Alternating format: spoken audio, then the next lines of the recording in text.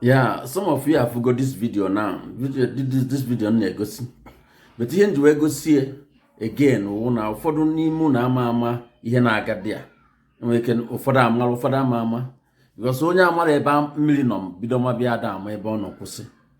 Onye bụ ihe eji wee wepụ history na Nigerian this curriculum. Ọ ka unu wee fụ. Because and onye wakpata ifu Catriona Liang, the British High Commissioner, you on a plus ndị ọzọ ma Paul Albright ndị anọbụdi ya ji esilo ọnwụ every election ha amapụta n'ike ma ọ na-eme agitation ha pụta kwụsie ike na-aba. This is why ha na-protect their interest. Nigeria abụrụ a country, so it doesn't supposed to be a country.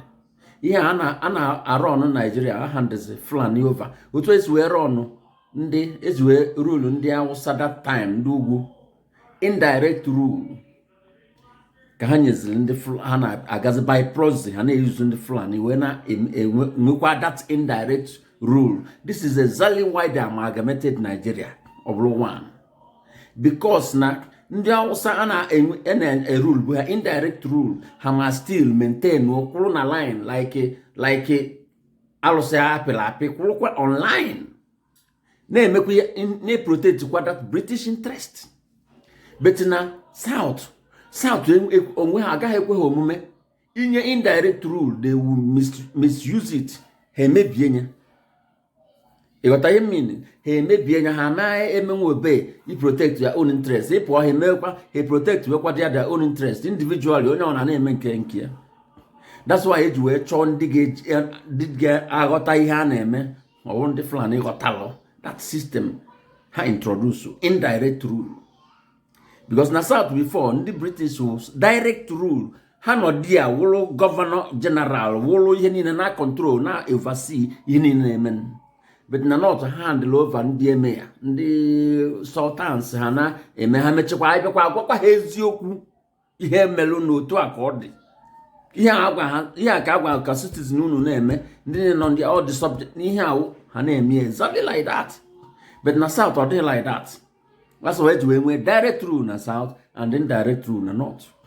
So oge ha bịazi chọzi ịpụ wesị we have to amalgamate this thing. Wenyezie ndị aghọtalụ our system ka ha na-govern this thing, because hapụ ndị a resources ya dị na South anyị eme enwetazi again ndị a ga-adọkalụ anyị kpọta iji esi ọnwụ ti tomorrow na Nigeria ga-abụrụli one. Millions egbugoro maka ihe a ọ ga-abụrụli one. And onye ọkpata ha ji wee rig election this referendum ndị Scotland ha rig nye because Scotland pụọ ha emebie ha ma enwezi that power, that's absolute power iji na govern kwa indirect rule na Nigeria and other places, especially Nigeria. Other countries nwere onwe ha karịa Nigeria enweghị onwe ha. Nigeria is a business center for Britain. That's why I agitate. We want to be free. It's like starting afresh to be independent. We are not independent. Nigerians in Apata say Nigeria independent, so this, that. You are not independent. You are still dependent. People are still dependent on you even. You are a useful tool. Dependable. So no now this man may research. I like this research. In a very nutshell. Kunu gota ihe na agam. Dia gota hanu. Ihe agwa ka ha furu wee sị na ọ bụ na onye Igbo esoghị na destin Atiku apụtago onye ugwu Tinubu ewingo onye South beto onye Yoruba na onye Igbo anọghị na destin na agitation a na-eme na South East na ọ ga-adịzi na ha ga-control nwuzie because ha nwezi legitimacy nya anyị ga-enwe more people to join the agitation. Onye ka ha ji wee si ọnwụ kpọọ Peter Obi ozugbo si ya move to Labour Party. We want to have an Igbo man there. Because that we're the Fulani go now, hang actually in there. They have already high will go Nigeria now want to control. Young moon to like an here. And I go here, I got this country now. Because many people are but all we are going to be doing as we have been doing from long times, from 17 something. That direct rule, how you maintain. They don't even trust to Tinubu to do it. So her puppy to be just gone or a ballot. Can agali making because on the waking it is Nigeria. I want to do Yoruba self. Yoruba way just the one at Tinubu win and I know like in Kabiola, they can quench them. But on the wound this is your one. I forgot why Peter be doing not there. And why he will never win. He will not win. He also going to have like a read out. On was is Ezunu Guere Unuguez on Kunumazonia Hachoit Nedia. Fulani will go Nigeria completely and will never go out. After when you Fulani also got another one got to one Fulani. Because you need never go to Nigeria, goes to go on the south is completely united. Forget about few all these criminals they have. They can't even trust them. On your head in here.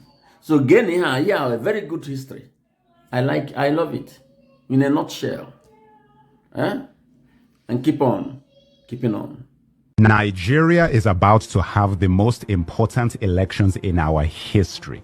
The results will affect not only our country, but the entire region of West Africa and in turn the rest of the world. Because you know that our resources are fueling a lot of people. But I just found out something crazy about the origins of Nigeria that shocked the hell out of me. Nigeria was never meant to be a country. It was something else entirely. In this video, I'm going to tell you exactly what I discovered. Oh, and I want to acknowledge Burna Boy for bringing my attention to this in his song Another Story on his album African Giants. Thank you for inspiring this video. And all of you, let Burna Boy know he got to me and now I'm sharing this information with you. The creation of Nigeria was never about democracy, never about Christianity. It was all about money, business, and profit. None of it for us. Pay attention. The area now known as Nigeria was called the Slave Coast up to 1870. This was the point at which the British had stopped slave trading and moved on to palm oil as their primary commodity out of Nigeria. One of the main suppliers of palm oil was the Benin Kingdom. And you have to watch my video of one of the greatest African kings most of you have never heard of, Oba of Oranwen. This is an important story for me personally because I am from that region. So they are my people. And his fight with the empire over palm oil is one of the greatest stories of African colonial history. Anyway, everyone wanted palm oil, and especially the British. A man called George Goldie set up the United African Company in 1879, which was then changed to the National African Company. He structured the palm oil business in the Niger Delta region, and by 1884 he had a monopoly that the British could exploit. So in 1886, Goldie violated the agreement he had made with the chiefs and moved his operations into River Niger and Benue. The company was also renamed at this point to Royal Niger Company. Goldie tricked the chiefs into signing unfair trade deals, giving Goldie exclusive rights to export palm oil instead of what the chiefs thought would be free trade. These contracts were written in English, a language we didn't understand, and based on laws that were not our own. Now guys, this is similar to something I learned when I was in university about the deals done with the Native Americans in what is now known as the United States of America. Very similar thing where deals were done in contracts in English with laws that had nothing to do with the Native Americans. There was a meeting called the Berlin Conference in 1884 to 1885, set up by Germany's first chancellor, Otto von Bismarck. This was where the colonial powers discussed how to carve up Africa and structure trade across the pieces of our continent that they would take. We were not a part of this conversation. The best way to think of this is like the NBA draft.